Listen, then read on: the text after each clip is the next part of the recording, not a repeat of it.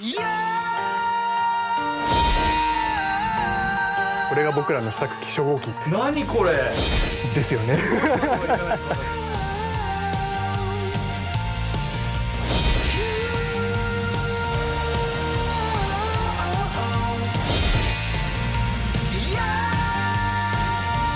ちょっとドキドキしてた。すごい。あんな完成するものすごくないですか？また新たにトヨタ技術会がチャレンジを始めているというんで、トヨタ本社にやってきました。早速行って聞いてみましょうか。すみません、よろしくお願いします。ようこそトヨタ技術会アジトへ。なんか明かりがちょっと変わりますね、ここ。ここで新たな挑戦を始めてるんですね、皆さん。そうです。はい。我々ちょっと今あるコンセプトのもとに新しいものを作ってるんですけども、なかなか苦労が絶えなくて、今年いっぱい頑張って、最後のお披露目に向かって進んでいきたいと思います。なるほど。応援をよろしくお願いします。はい。技術力向上や社会貢献を目的として1947年に発足した有志団体トヨタ技術会。人と技術の力で未来を切り開いていこうという思いのもと、毎年メンバーを変え違ったテーマでものづくりにチャレンジしています。2023年には未来モビリティをテーマにポケモン社と協力しトヨタ未来ドンを制作。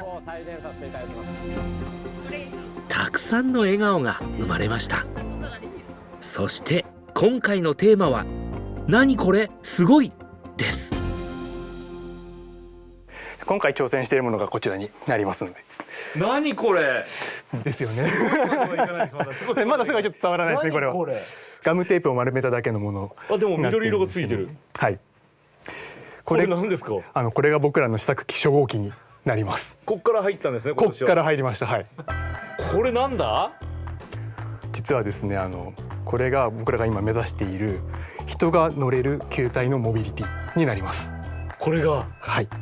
これの大きいものに乗って動けるというものを作ろうとしています。テーマを元に決めたのが球体モビリティです。およそ半年かけて実現するための構想を練ってきました。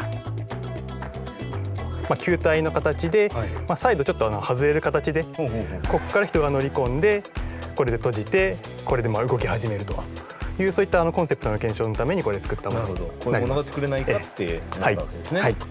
イメージ的にはハムスターがでもそうですハムスターがロールの中でガラガラガラって走るじゃないですか。あれを地面に置くともうガラガラガラガラって前に進んでいくだろうっていうようなイメージでこれを使っていました。なるほど。確かに実現したら何これすごいですが、一体どんな仕組みで人を乗せて動かすんでしょうか。最新の試作品です。現段階の最新ですね。大きくなってる。中身も結構シンプルになってますね。はい。まず外側のカプセルがあって、これが中身の今内側は、駆動部分になってます。四輪ついてます。はい。そうですね。ここのコンピューター群で制御して、ちょっと今外してますけども、バッテリーを乗せてモーターここにいるんですけども、このモーターで駆動をかけてこのレールの上をぐるぐるぐるっと走っていくと。球体に2本のレールを引き、そこにタイヤやモーター、コンピューターなどがついた台座を乗せます。レールの上でタイヤを回すことで中にある台座は平行を保ったまま球体が回り前に進むというのが現段階での球体モビリティの仕組みです。そんな仕組みを考えたのがこちらのメンバー。チームを率いる加藤さんは制御システムを担当。モビリティの嗅覚設計は西村さん。人を乗せて動かすための駆動機構を考える佐藤さん。そして人が乗るコックピットの開発を担当する山田さんです。4人の知恵と経験を結集して完成した試作1号機。この日初めての試験走行が行われます。昨日一応完成したばかりで、ちょっと今日ぶっつけ本番で、形が完成して、はい、今から試すんだ。今から試すという、はい、状態になっています。じゃあ、今日これ走る姿が見られるかどうかは、皆さん次第。はい、そうです。おお。スリリングな日を呼んでくださったんですね。ありがとうございます。じゃあ、はい、ちょっとね頑張りましょう。はい、僕手伝えることあります？いや応援してください。はい、祈っててください。すごいな。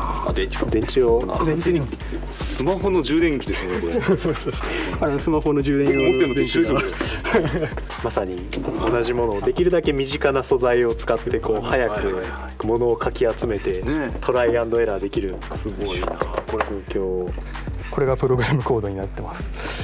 横文字ばっかり。記号がいっぱい。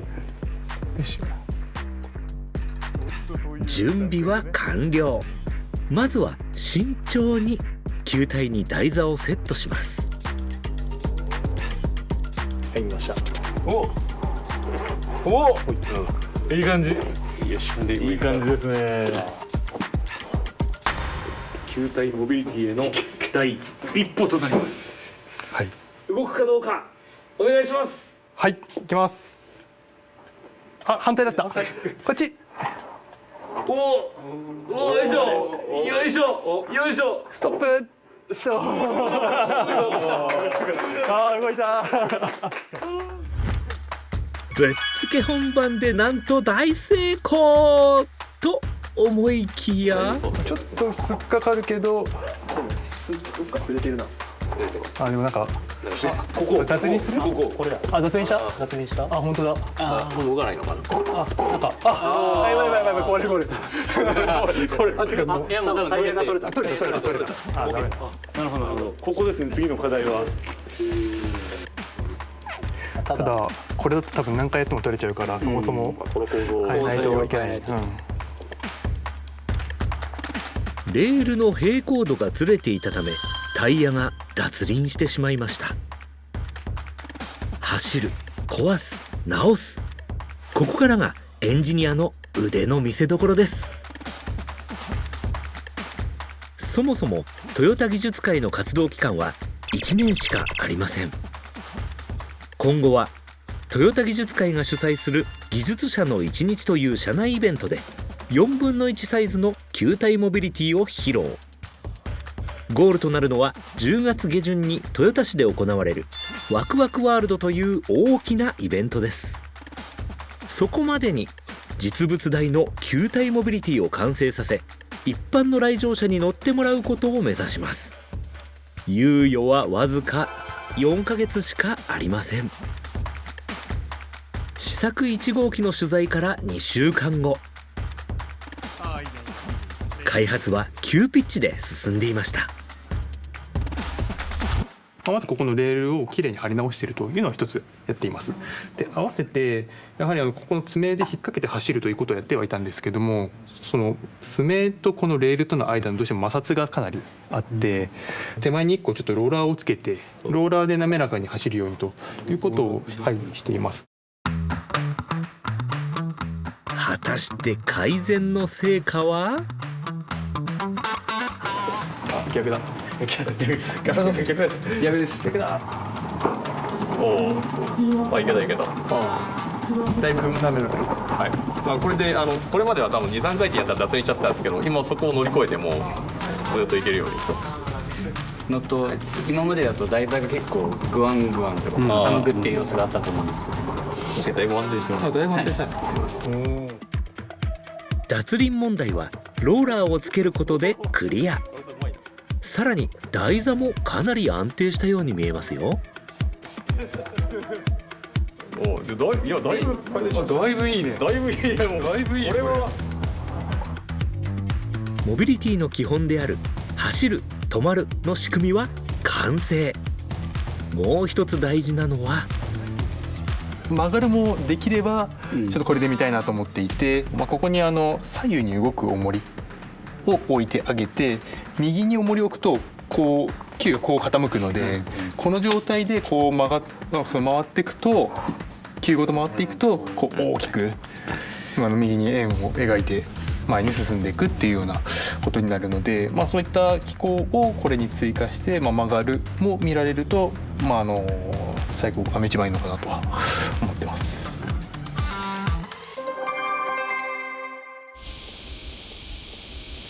トヨタ自動車本社にやってきました。というのもですね、今日こちらで技術者の一日という名の社内イベントが行われているんですね。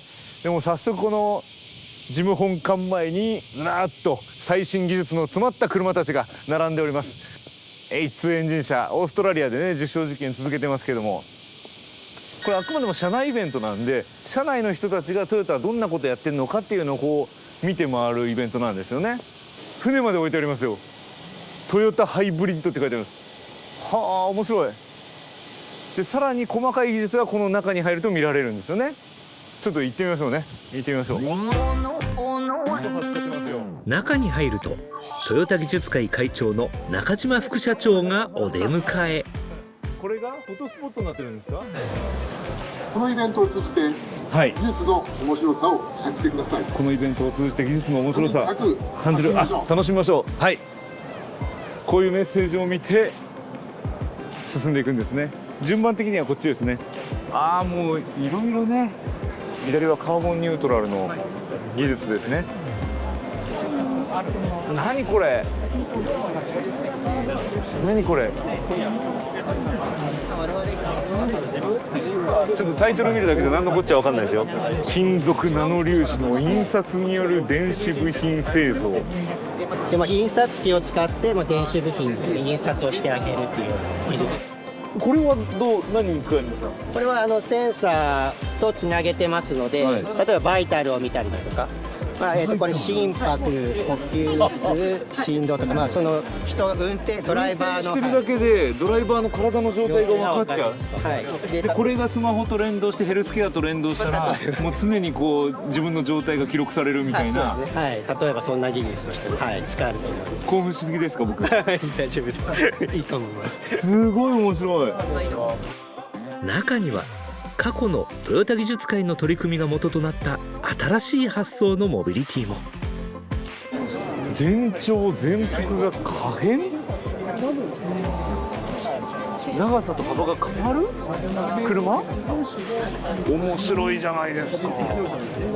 今回目指しているのは、どっちかっていうと、最初車買う時って1人じゃないですか、なんで1人乗り、で結婚したら2人になるんで2人乗り、で子供ができたら4人乗り、ってなるように、ライフスタイルがこう変わっていく時に車が変化できるっていうようなちょっと選択肢にならないかな。面白い。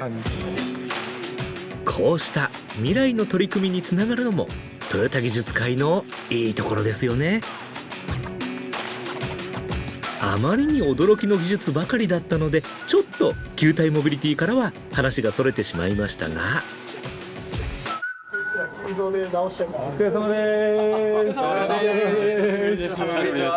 進化してる進化してる進化してる。ここのところちょっと綺麗になりまして、社内の開発試作部さんというところにお願いをしまして、ちょっと綺麗な一体なものを今、これ作っていただきました。これによってかなり滑らかに走るようになりましたというのが一つの進化です。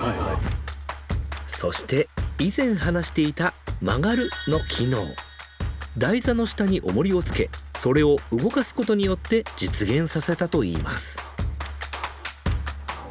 進みます。お、綺麗に動いてる。だいぶ滑らかに。滑らか滑らか滑らか。なりました。もうどれもする。はい。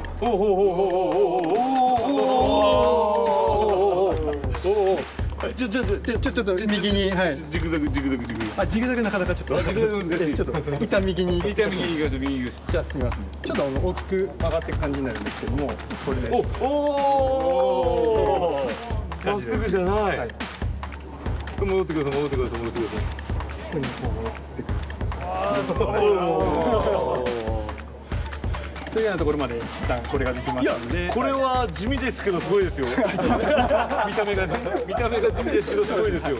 これ本番2メートル級になるので、はい。おお動いた動いた。キュッキュッキュッ。キュッ。1ヶ月前とは比べ物にならないほど進化していました。他の展示とは違った新しい球体モビリティ。来場した皆さんもこれを逆に戻して逆にどうですか、こういうモビリティっていうのは。すごいなんかあれですね、今までにない、新しいモビリティなんでワクワクしますね。やっぱワクワクが詰まってる。ワクワクが詰まってます。こういうのを都議会がやってるっていうのはどうですか。初めて知りました。面白いですね。なんかこう全体が透明っていうモビリティって見たことないので面白いなと思いました。やっぱり同じ社内でもね、知らないですよね、こうやってるってね。さあ、いよいよ次は実物大を作るフェーズですよ。10月末にはお客さんに乗っていただかなきゃいけないで、間に合います？厳しいですね。かなり厳しいことは自覚してます。大きな笑顔を皆さんに見せていただくっていうところを目指してやっていきたいと思ってますので、はい、厳しいのは承知ですけども頑張って頑張る。はい、というわけで制御やコントロールの開発と並行して進めていたとある開発の現場も見せてもらいました。になります。すみません。お待ちしておりました。よろしくお願いします。すみません。なんかもう見えますよ、画面が。あそこの奥のところにですね、ゴーグルがありまして、そのゴーグルを頭につけると、あたかもこの現実の中に僕らエンジニアが作ったモデルが現れてきてですね、そこの現実世界とモデルの仮想世界をガッチャンこうくっつけて見れるっていうような形になります。現実世界の映像とバーチャルの 3D 映像を融合する MR 技術です。球体モビリティが目の前にあるように感じられるため、人が乗った時の距離感やハッチの開け方など非常にリアルな検証ができるといいます。仮想の球体モビリティ、私も体験させていただきました。左の方をご覧いただきますと、巨大な球体が出てきた。二人乗り、そうです。これどうやって乗るんですか。正面から。こちらのサイドから乗ります。こうだ。そうです。はい。今人間モデルが2人置いてあると思いますけども、後ろに座っているのが大人のモデルで、前に座っているのが子供というような想定をしております。なるほど。こう座ってみます。そうか。子供がいる。やっぱり超リアルだから、本当に今この新しいモビリティの世界に飛び込んだ感じになりますね。ありがとうございます。こうして他の部署の協力も得ながら実物大の球体モビリティ作りが始まりました。協力してくれたのは社内だけではありません。栃木県は佐野市にやってきました。なんとここで球体モビリティの実物大が見られるということなんです。おはようございます。おはようございます。よろしくお願いします。なんか人数足りなくないですか。そうなんです。今日はですね、舞台を分けて、トヨタの方で作り込むチームとで、栃木の方で、ものを確認するチームといった形で分けて来させてもらってます。なるほど。だいぶ大詰めになってきましたんで、それだけ追い込まれてるってことですか。切羽詰まってます。期限的に、もうあと2ヶ月ないんで暑くなってきました。みんな急いでね、フル回転してるんですね。訪ねたのは創業1952年、プラスチック板やアクリル加工の総合メーカーである紳士です。例えば水族館の水槽、紳士の技術を使った分厚いアクリルパネルは強度を保ったまま曲線を描くことも可能です。他にも看板や表示板、救急車の蛍光灯など身近なところでも紳士の技術が使われています。失礼します。おお、これありがとうございます。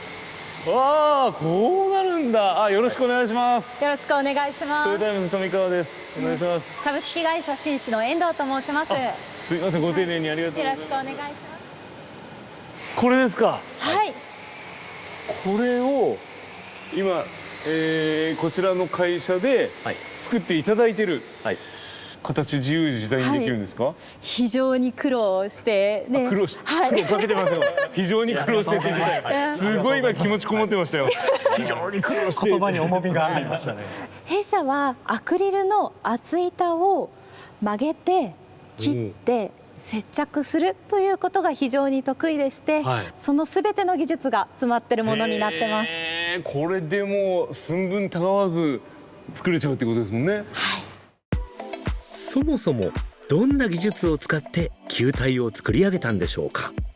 厚さがあるため球体を一度に作ることはできません。そのためまずは4つのパーツに分けてそれぞれを並べ、隙間にアクリルを流し込み接着します。この接着する技術こそが紳士の持つすごい技術だと言います。そして両側にドアをつければ球体モビリティのボディが完成です。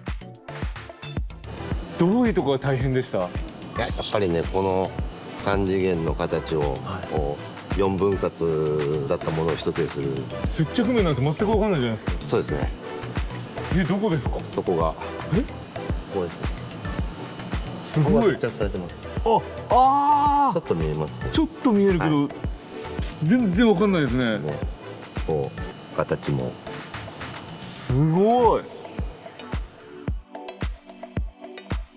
トヨタ技術会のメンバーは紳士の技術をネットで知り、すぐさまコンタクトしたそうです。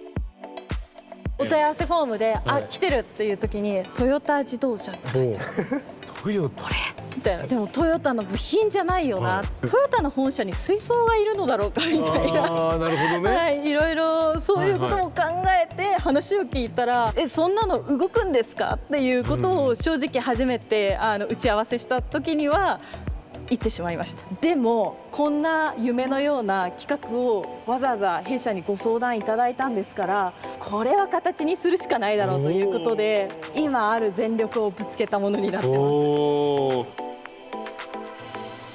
の日は仕上げの研磨作業が行われていました。あっという間に綺麗な透明になっていく様子を見て、トヨタ技術会の2人もこの表情。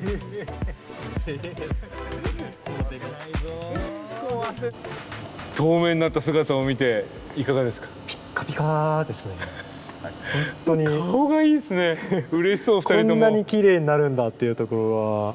いや本当にオブジェとしてあるだけでも多分何これすごいと思えると思うんですよね、これだけど。でそれにプラス体験っていうものをプラスしてより魅力的になるようにこれからものづくり頑張っていきたいと思います。さてお披露目まで残された時間はおよそ2ヶ月。球体を本社に持ち帰り、プロジェクトに賛同してくれたものづくりエンジニアリング部の皆さんと共に球体モビリティの制作に取り掛かりました。そして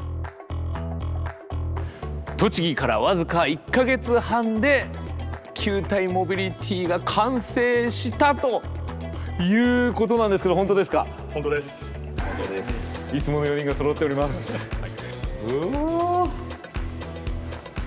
この中、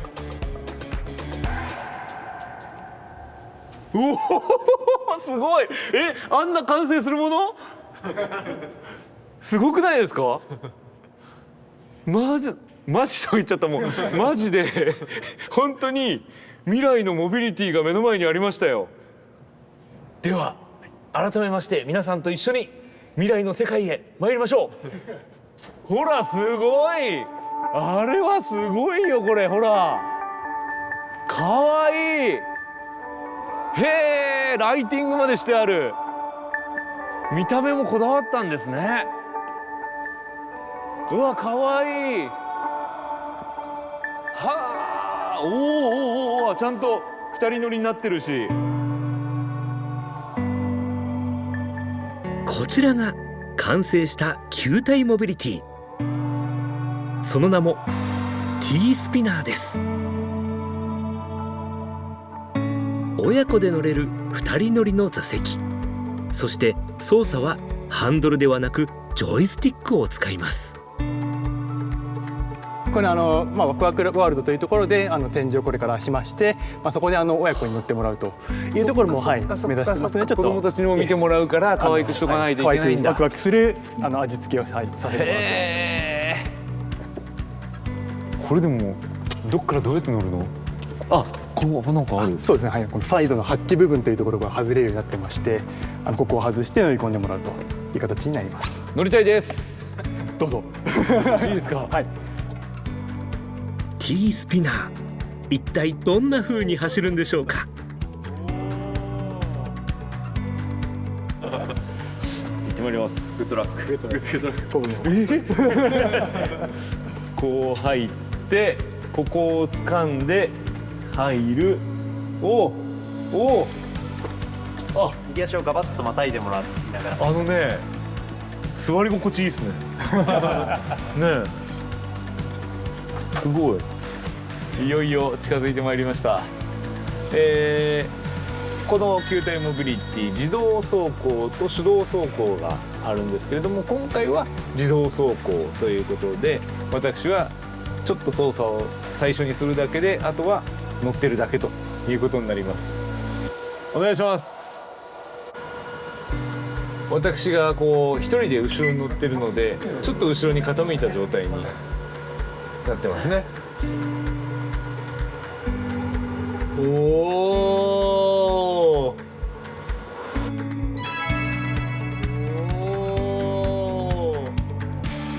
水平になりました。はい、ではパーキングモードからドライブモードにお願いします。入れます。 P から D に入れました。ではシフトボールを前に倒して出発してください。はい、前に倒します。動いたー。おー、すごいすごい、スムーズスムーズ。お球体の周りだけ動いて、今度バックだバックだバックだ。おー、なんか左に斜め、左に行ってる左に行ってる左に行ってる。わざとだから右に左に行けるんですね。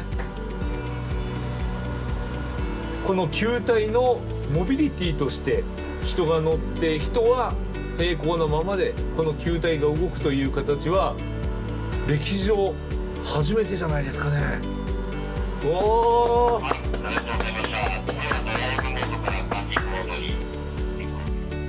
ー、まさかここまでの完成度になるとは正直思ってもいませんでした。ちなみに今回は安全のため時速2キロほどでの走行でしたが、最高速度はなんと時速10キロ。このスピード感ですよ。迫力ありますよね。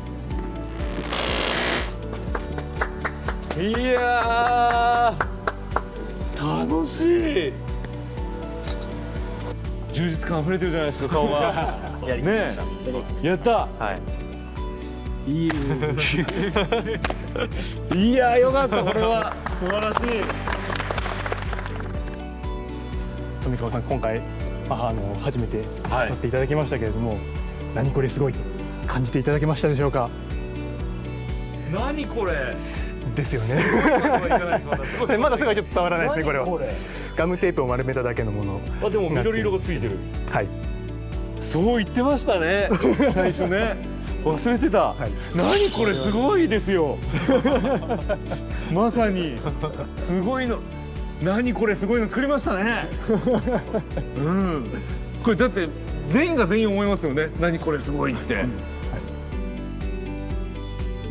たった1年でここまで作り上げたトヨタ技術会のメンバーや協力会社の皆さんに脱帽です。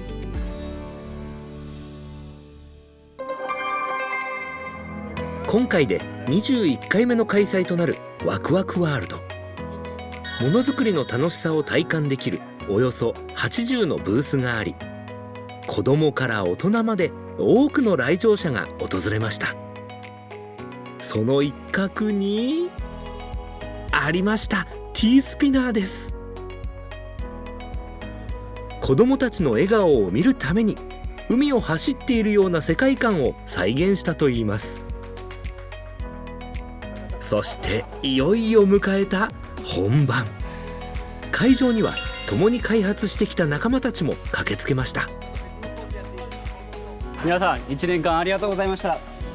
あれを搬入するときにですね、他の企画の人たち見た瞬間に何これっていう声が聞こえたんですよ。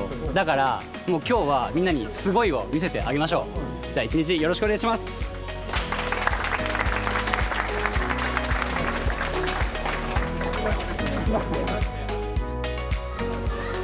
あっという間に T スピナーは大行列。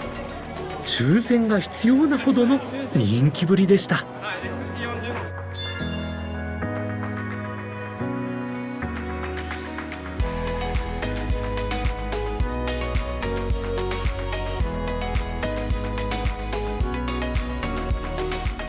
楽しくて、なんか回転とかがすごいなんか前行ったり後ろ行ったりするのが面白かった。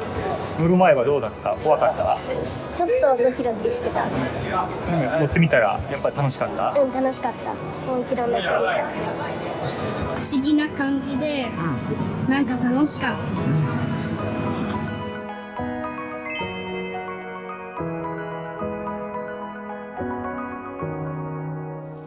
正直私まだ3年目で仕事自体あんまり大きいものを経験したことがなかった中で、自分の成果物っていうのがこのような形で日の目を浴びたっていうのは、私の今後の仕事っていうところでも非常に支えになるなと思います。